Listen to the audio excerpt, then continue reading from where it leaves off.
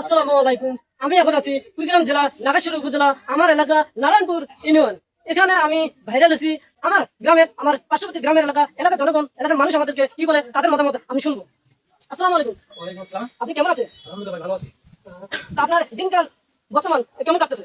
আলহামদুলিল্লাহ খুবই ভালো যাচ্ছে যে আপনি আমাদের এই নারায়ণপুর ইউনিয়ন থেকে এত তাড়াতাড়ি যে এভাবে ট্রেন্ডিং বা যে ভাইরাল হবেন এটা শুনে বা দেখে খুবই ভালো লাগছে। ভাই সবাই ভাইরাল হইলো, আমার জীবনে আর ভাইরাল হইলো না গো। সব কিছু দিয়ে চেষ্টা করলাম, ডান্স, আবার মাস্ক কইরা, আবার কৌতুক কইয়া, আবার পানি ভিডিও কইরা, নাম ছিল রত্না। আবার ভাই এরকম কোনো কিছু বাই নাই যে আমি করি, সব কিছু দিয়ে চেষ্টা করছি। কথাটা হচ্ছে মানে ধৈর্য ধরো, ধৈর্যের ফল সবসময় মিষ্টি হয়। আর যে মানুষটা ধৈর্য ধরে থাকতে পারবে সে অবশ্যই জীবনে কিছু করতে পারবে। ভাইটাকে কিন্তু ফার্স্টে যখন ভিডিও করছে মানুষে অনেক কিছু বলছে, বাজে বাজে কমেন্ট করছে যে পাগল হয়ে গেছে নাকি, কিন্তু ভাইটা এখন দেখেন পুরা বাংলাদেশের মানুষ ওনাকে চিনে।